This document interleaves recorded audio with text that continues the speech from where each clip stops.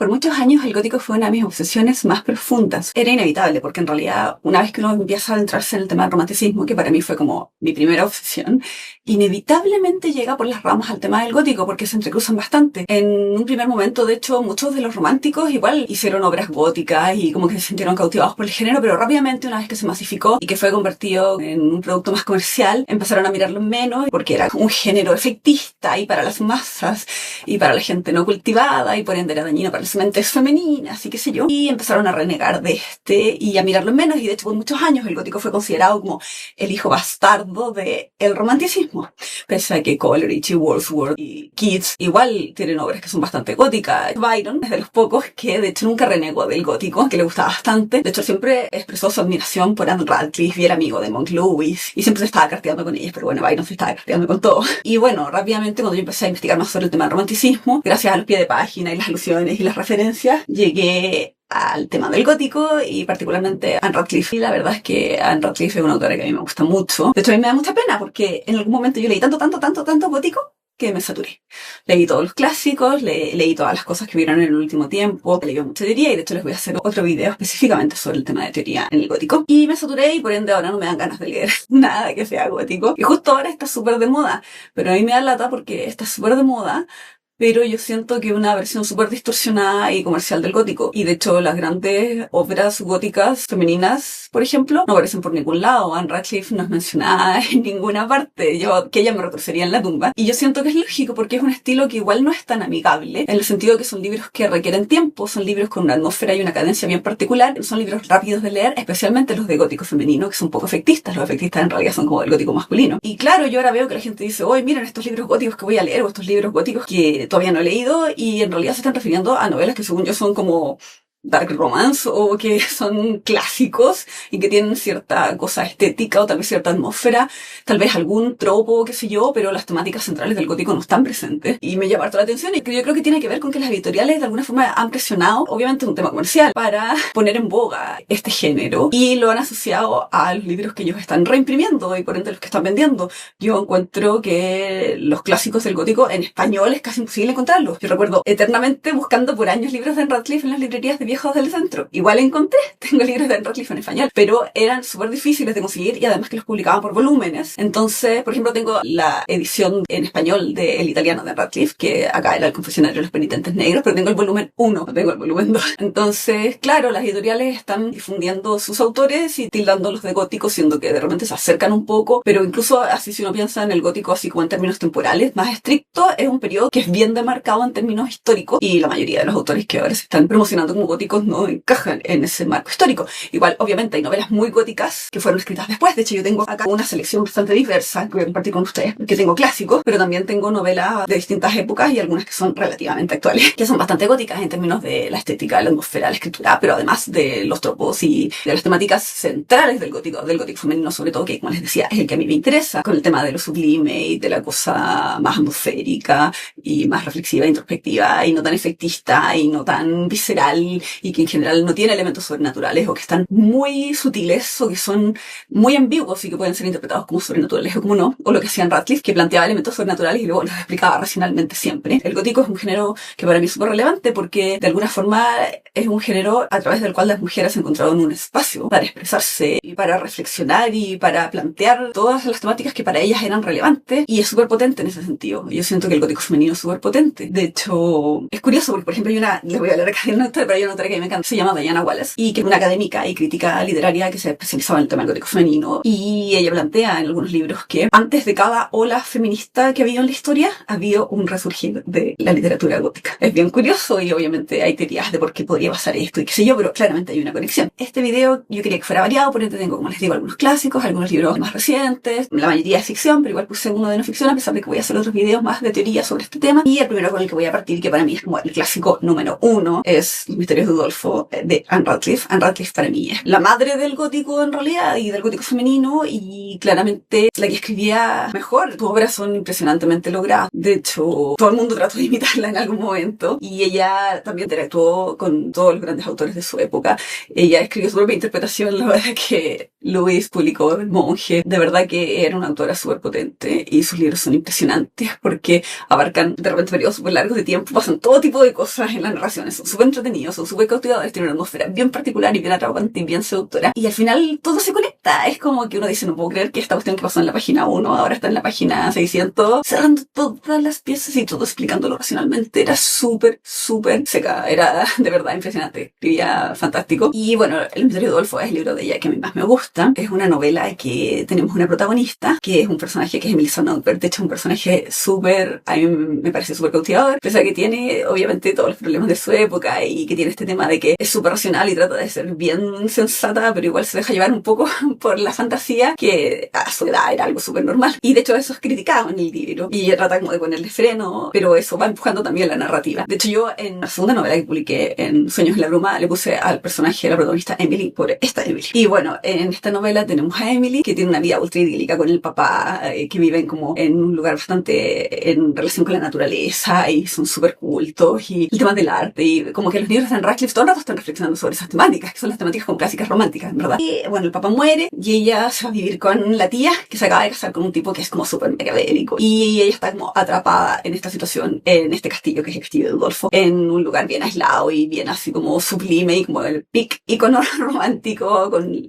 las montañas escarpadas y el clima, y ahí queda atrapada y aislada en esta situación, preocupada por la tía, y súper vulnerable y acechada por peligros que son tanto reales, desde la atención de tipos que querían casarse con ella, hasta peligros imaginados, o que de repente eran un poco su fantasía se dejaba llevar, que eran más fantasiosos y más supernaturales. Es un libro que es bastante, no tan largo, pero es relativamente largo, y como les digo, abarca un periodo de tiempo más o menos extenso, y pasan todo tipo de cosas, y hay bastantes personajes y todo. Es un libro súper cautivador, está escrito hermosamente, tiene todas estas reflexiones impresionantes sobre la existencia y sobre lo transitorio y sobre la naturaleza y lo sublime y el ser humano y qué sé yo. Así que se los recomiendo, súper entretenido, a pesar de que demanda tiempo y atención. Es un libro bien cautivador. Luego tengo este clásico que yo encuentro que es, obviamente, volví a Angela Carter. Bueno, es que Angela Carter escribía mucho gótico, pero yo creo que esta novela es probablemente la más cercana al gótico en términos convencionales de las que ella tiene, y que es La juguetería mágica de Magic Toy Shop, que es como una Bildung en que hay una joven que tiene también una vida bastante idílica, protegida, que llegó con el hermano, con los papás, y los papás están de viaje, y esa noche, que es una noche tormentosa, y ella decide probarse el vestido de novia de la mamá, y ocurre algo en ese momento en que como que este tabú y este como cruce desde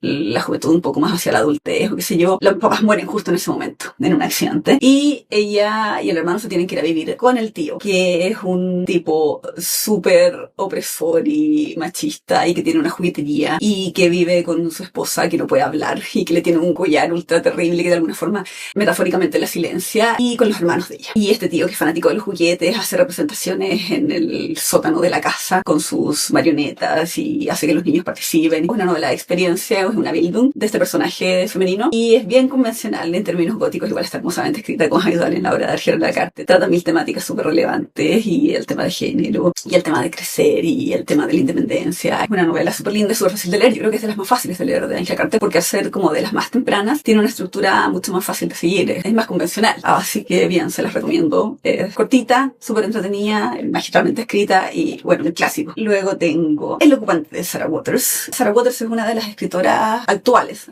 entre comillas, porque igual empezó a escribir hace, yo creo que en los 90, 2000, como que se hizo más famosa. Incluso se han llevado a la pantalla algunos de sus libros, y es una escritora bien comprometida con el tema de la diversidad sexual y feminista y qué sé yo. Y tiene esta novela que es una novela gótica totalmente convencional, que publicó hace no tantos años. Es súper potente porque está el tema del aislamiento, de la casona, pero aparte está el tema del resentimiento social, el tema de la desigualdad y de la otredad, y en este caso el protagonista es un hombre, y es una novela súper compleja porque tienes a este doctor que vuelve a su pueblo natal, pero que está en una posición económica y una posición social como incómoda, no es alguien que le vaya bien, y que su mamá trabajaba en una casona, en una mansión de una familia acomodada en esa zona. Lo llaman para que vaya a tratar a una de las criadas, creo que era en esta casona, y él vuelve a este lugar en el que cuando niño siempre se había sentido súper deslumbrado y que le atraía mucho y que lo quería poseer. Está como el tema del deseo, de la ambición, de la codicia y del resentimiento hacia los otros que tienen más, y como esa fuerza puede de repente convertirse en algo que sale de uno y que termina por afectar la realidad. Entonces está el tema de los fantasmas, pero muy ambiguo, y termina en una nota bastante abierta. Y es este personaje que vuelve a este lugar y se encuentra con esta historia de esta criada que está aterrada y que en la casa hay sonidos en las paredes, como que hubiera algo detrás de las paredes. Y hay personajes que son súper complejos porque está la hija de la familia, que es una joven independiente, que tiene un rol bastante masculino, pero que a pesar de eso él se siente atraído y al mismo tiempo un poco repulsado por ella, pero que él como que la corteja para poder escalar socialmente. Está todo ese tema que igual es complejo y que igual es pesado de leer, pero que es súper potente, yo siento. Y aparte está el hermano que volvió de la guerra y que está súper dañado. Entonces de verdad que es una novela bien claustrofóbica, con una atmósfera súper particular, está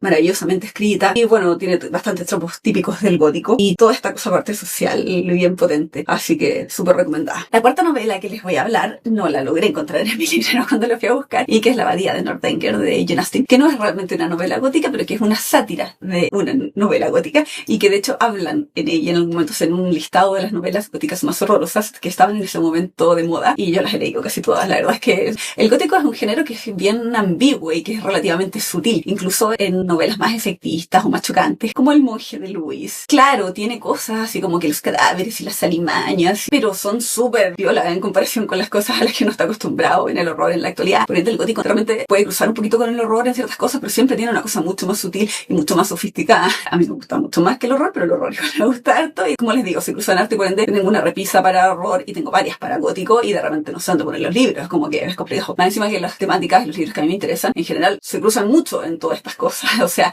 la mayoría de los libros que me gustan pueden ser gótico y horror a la vez, libros feministas, son reescrituras, son todo al mismo tiempo. Entonces, y bueno, en La Abadía de Northanger tenemos un personaje que ha leído muchas novelas. En esa época existía la concepción de que las novelas eran peligrosas para las mujeres porque le daban rienda suelta como a la imaginación y perdían la noción de la realidad y de lo práctico, y como que se volvían unas inútiles, siendo que las novelas en general son todo lo contrario, yo siento, especialmente en una época en que las mujeres apenas tenían acceso a nada, y de verdad que las novelas eran un acceso a otro mundo y además le daban un espacio propio, especialmente el gótico femenino. Pero bueno, y este personaje se va a quedar en la casa de una amiga y como que se siente atraída por el hermano, está toda esa dinámica clásica de las novelas de Jane Austen, pero además ella ha leído muchas novelas góticas y por ende tiene su imaginación un poco exacerbada, y por ende ve algo que le hace sospechar que el padre de esta familia con la que se está alojando podría ser más oscuro y malvado y complejo y estar ocultando algo, un crimen o qué sé yo, en su casa. Y bueno, de ahí avanza la narración. Es una sátira, por ende es bien livianita, es entretenida, igual tiene como esta cosa de la atmósfera y recursos estilísticos clásicos del gótico, pero no es realmente una novela gótica, pero es un tributo. Yo siento que es un tributo. Siempre se ha dicho que Jane Austen se estaba burlando de las novelas góticas y que era una crítica, y yo siento que no, yo siento que en realidad es un tributo, porque la verdad es que Jane Austen igual tiene algo y se enmarca justamente en la época en que estaba surgiendo este tema. Así que bueno, se las recomiendo harto, no se las puedo mostrar, debe ser fácil de encontrar en la actualidad. Todos mis libros de Jane Austen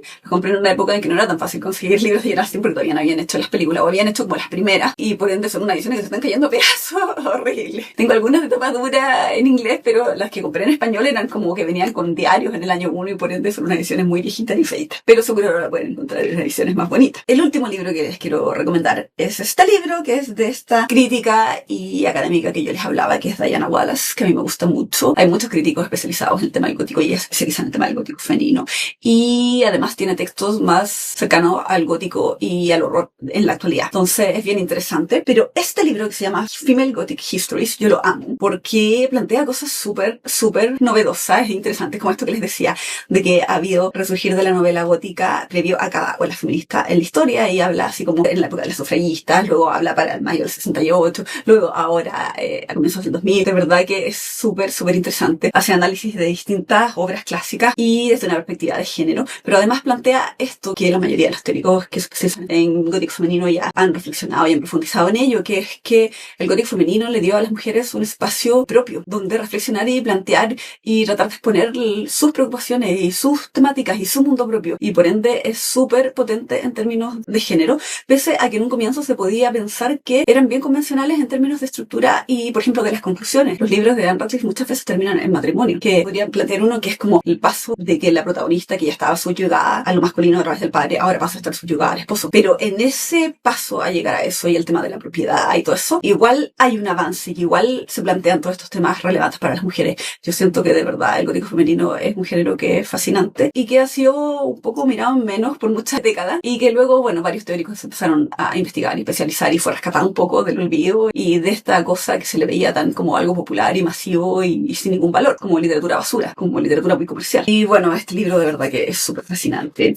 Habla, por ejemplo, sobre Sofía Lee, que es una escritora que escribió un libro que se llama The Recess, y ella plantea que ese libro sería en realidad la primera novela histórica antes de que escribiera su primera novela Sir Walter Scott, que es considerado el padre de la novela histórica. Habla sobre autores como Elizabeth Gaskell, Vernon Lee, Daphne du Maurier. Entonces tiene todo el tema de los clásicos del gótico, pero también de ahora habla obviamente de Angela Carter, de Sarah Waters, que es la que aquí les tengo. De verdad que es un libro súper entretenido, súper fascinante, porque mezcla el tema de género con el tema del gótico y hace esta revisión de obra clásica hasta la actualidad. Se los recomiendo harto, es facilito de leer, no es tan cabezón, es como bien accesible, así que, y bueno, si les interesa el gótico en serio y no todas estas cosas que ahora publican que dicen que son góticas o qué sé yo, aquí tienen varias novelas y varios textos bien relevantes que no solo combinan la estética y los tropos, sino las temáticas que eran centrales al gótico. El gótico tiene mucho que ver con el tema de la propiedad, con el tema del aislamiento, con el tema de género, tiene que ver con el tema de sacar los fantasmas del pasado, con los pecados de los antepasados. Todo eso es central y tiene que estar presente. No basta con poner un cementerio y un cuervo en una esquina y decir que algo es gótico. Y claro, obviamente ahora hay muchas corrientes, está el gótico americano, está el gótico colonial, está el gótico de la diáspora asiática, así que ojalá que les guste, les voy a hacer más videos sobre este tema porque, aunque yo estoy bastante alejada, porque como les digo, en un momento me saturé, que es lo mismo que pasó con los vampiros, igual es un tema que para mí muchos años fue súper relevante y sigue siéndolo en términos sobre todo teóricos. Y hay muchas autoras como Angela Carter que me gustan mucho y que son, yo las considero totalmente góticas. Así que les voy a hacer más videos sobre este tema, tanto en ficción como en no ficción. Ojalá que les haya gustado.